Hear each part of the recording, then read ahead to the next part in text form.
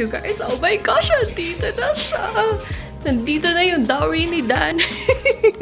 I ordered them last week and then dapat sabi Tuesday pa daw. But oh my gosh, nandito na siya. Meron pa akong hinihintay na isa kasi dowry niya ngayon. For a 10th year wedding anniversary. What do you think? Should we open it? So, I'm excited to open this kasi I'm not so sure about the sizing, kung tama siya. Because, yeah, I haven't tried them in store. Diba? What do you think? And we're traveling next week. Kaya, probably, if hindi yung size sa akin, like, I have to exchange it online because you cannot exchange it, I guess, sa store if you got them online. Yeah, what do you think? Yeah, open? Mabuti pa yung Hermes kasi like, meron sila ng ganitong like plastic na pagkarap compared sa Louis Vuitton. Di ba last time yung bag? Like, so beat up yung yung box. Buti na hindi nabasa sa loob. But this one, meron pa ng plastic wrapping and another box. Buksan na natin ito. Yay! I know it's just a shoes, but I'm excited. So, I guess ito yung receipt. So, dapat meron sila ng card. But, we canceled yung first order kasi, I don't know, maybe sa bank namin. Parang, I don't know.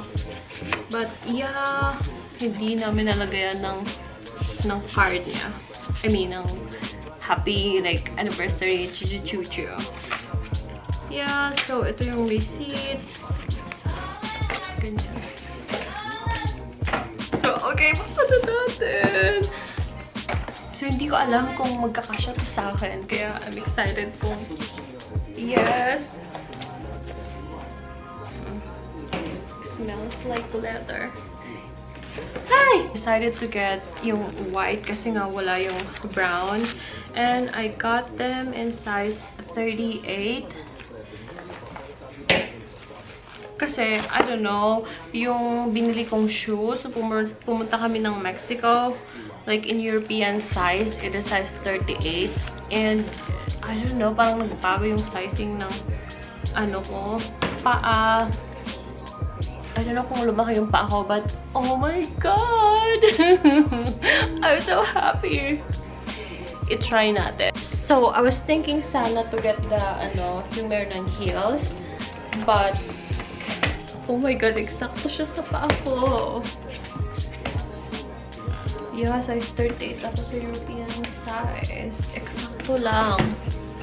Hindi siya masakit sa dito sa may, ganito siya.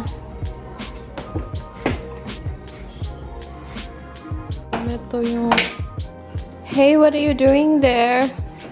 Ito yung pinili ko, yung flat. Because, yung isa na meron sana ng heels, I don't think I can wear it, like ganitong casual, na papunta ka lang sa grocery, pwede mong gamitin. I think I need to dress up kung yung may heels yung pinili ko. Oh my gosh, yung mga anak ko. So, yes, I'm so happy. Finally, I got them kasi like probably like 3 years ko na ito gusto. But I just couldn't decide what color. So, yun. Hindi ko muna yun gagamitin. Sa weekend ko yun gagamitin kasi may date kami. I'm not so sure kung comfortable siya sa paa. And i-update ko kayo kung comfortable siya. But, yeah, mukha naman siyang comfortable. Yan.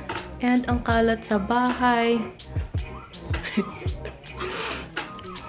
Gusto ko lang yun sana i-share kasi baka like nasa market din kayo and nag-iisip kayo kung bibilihin nyo ba yun or hindi, but I really recommend it.